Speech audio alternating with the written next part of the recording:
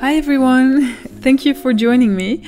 In my last video I talked about painting, and I want to share in this video tips about drawing and sketching to switch it up and give drawing attention to.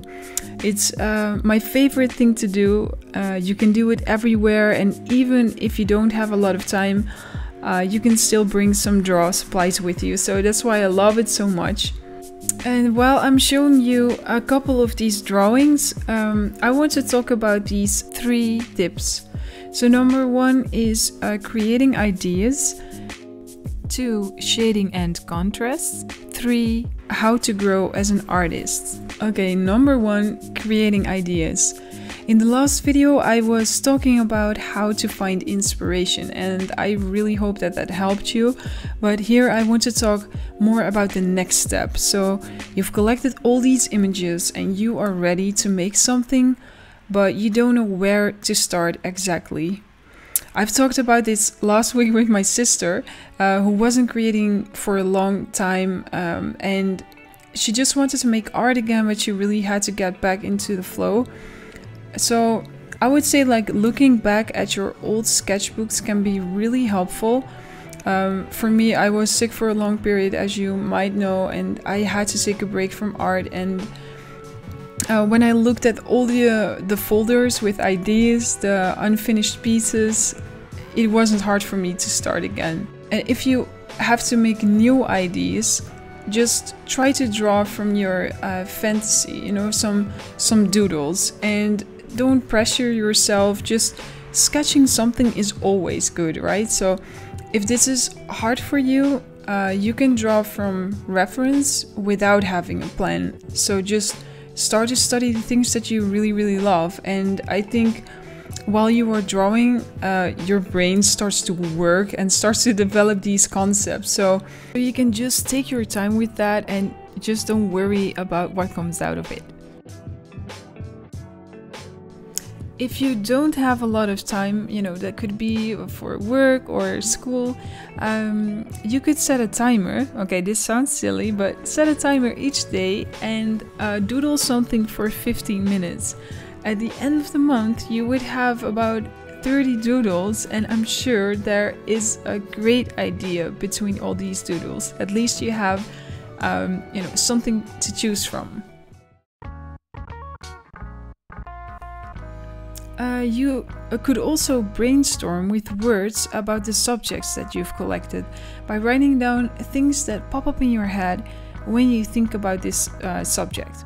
So for example, with this subject, hands, I was writing down and doodling ideas about healing and how I'm growing into this healthy person again.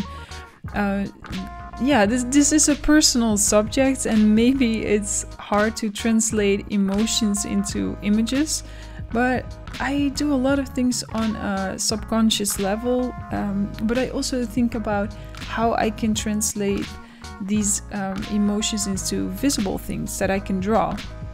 So for example, hand gestures can show emotions already. So if they are soft, open, closed, pointing, you know, things like that. And other things could be like birds can stand for freedom and plants can represent a certain growth. So that's the way I brainstorm. I don't know if I'm explaining this well, but the things I choose are not always explainable. And these last 2 years I had to wrap my hands up. You can see that probably in these videos. So I'm drawing the wraps, and I also lost tons of hair, and somehow the wrap idea got mixed up with the hair, and now the concept blends together because I was drawing the wraps, but they look like hair. And so it's interesting for me to see that some things happen while I'm drawing. This doesn't have to be really personal always or complicated. You could also just brainstorm about more general subjects like animals, for example. I really love animals and insects, and I think they are a great, interesting subject to draw. And I want to make a few designs actually with animals for my products on Society 6. I will put the link down below if you want to check it out. But something like this can motivate me to create something that I want to have myself, you know. So, or maybe you have a client in mind that you want to make something for, and you know that really inspires you. Or you have a certain room in the house, and what would you hang on the wall? So, for example, you could write down, in this case, the animals that you are thinking of that are interesting for you, and you can make some associations with them. So for example, I have these peacock feathers, and maybe I can make a background with peacock feathers. So the important thing for me is that you just make something, okay? So the rest will definitely follow.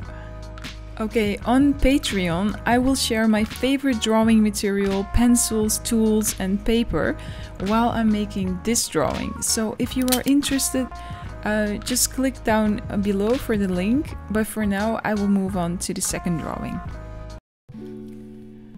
Okay, shading and contrast. I want to talk a little bit about shading and contrast with this other drawing that I've made. Yeah, my mermaid twins, I call them.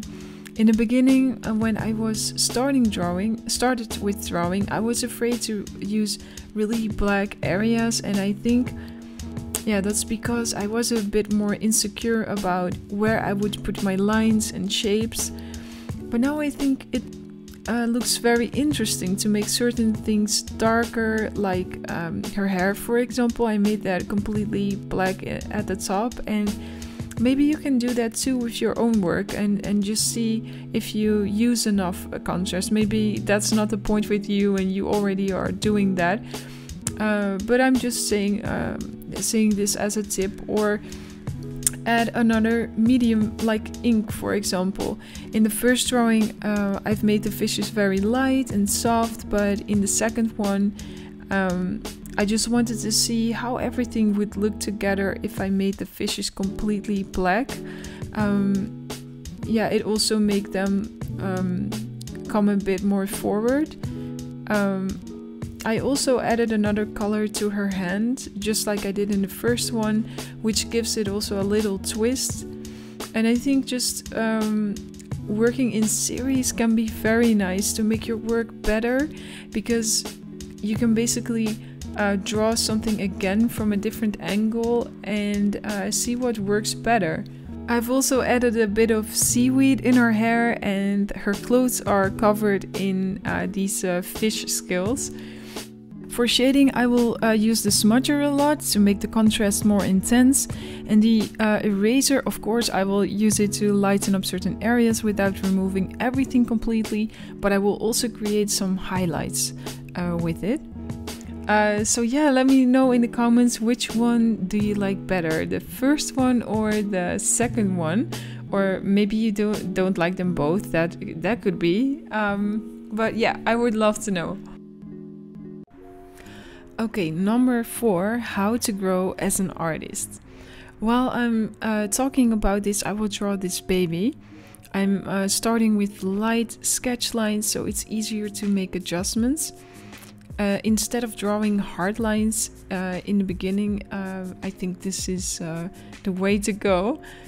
Okay, about growing. I think it's important to always keep yourself busy with drawing, doodling, and painting. If you carry your sketchbook with you and draw in those little moments that you are waiting for the bus or sitting in the train, you are taking advantage of those moments that you can practice a bit. And I'm a big believer in following your heart, and the things that motivate you the most are getting you excited for the day. If something is not working for you like over and over again, it's better to just stop with it, because your energy doesn't flow right. Start making something that you really want to make, whether that is to try to make something for yourself, a friend or a family member, a client, or an assignment for school. And maybe you think that's simple for you to say, like assignments for school. If it's an assignment that you don't like, try to change it into something that you do like. I have to think about my sister who had to make a game for a school project, and there were a couple of themes, but it just didn't motivate her. The subject was knights and emperors or something like that, and she was thinking about, oh, this is like realistic and cliche and boring. And we talked about it, and I asked her what she would rather do. And she really liked to make sculptures. Okay, this is her thing. She's really good at it, and she liked to make different characters. And why could she not make something, make like sculptures for the game? Her teachers would love it that she thought outside of the box. So she made these sculptures of knight and princesses in her own style. Like she gave it a twist, and it was really like funny and nice, and not something that you would think of immediately. And yeah, she was really motivated for the project and made something awesome. It looked really cool. So sometimes you can change the project into something that you enjoy doing, but you have to think outside of the box first. I used to think, make each painting better than before. I've read that somewhere, and I thought, this was great. It sounds great, right? But this is really hard, and it's a huge pressure on yourself. And pressure can block you, and that's not something you want. So I would say just look at your work and ask yourself, what are the best things about this piece? Even if you think it sucks. So try to find the beauty first. Maybe you can say, hey, I really like the colors that I've chosen, or I like this part. I like the concept, but not the execution. Okay, so what are those 5 things I like to improve? I don't like the hands, I want to improve that, or the composition could be better, or I need a better background. This way you are evaluating your work, but it's not that there's a huge load of pressure on yourself. And now you know where to focus on and what you can improve. I think the key is to enjoy what you do and really love the process as well. You are growing and you are on your way to become better. It doesn't have to be today, because you are taking steps with each painting. So what's the fun in playing a game if you know that you are going to win every time? It's not challenging, and the only way to grow is to do something that is out of your comfort zone, but not block yourself with insecurity. Growing takes time. You know, we all know that, and it feels much better when your art is growing naturally. I think it's nice to look back after a year or so and see that you've improved compared to earlier years. It doesn't have to be with each painting or drawing. You will have bad days that you are trying to make something work, but it doesn't work. And you will have days that it goes so effortlessly that you wish you had that all the time, right? So if you want to get into that same flow, think back about a time that you were performing at your best and ask yourself, okay, what did I do? Did I do certain things to get in the right mood? Where did I get that idea from? If you follow those same steps, it's more likely for you to get into that same flow. So yeah, I hope that makes sense for you. Another thing would be setting goals for yourself. When I started working for myself, I had monthly evaluations for myself. Yes, I'm that kind of nerd. I checked how many art I created, what I've accomplished, and what I could improve.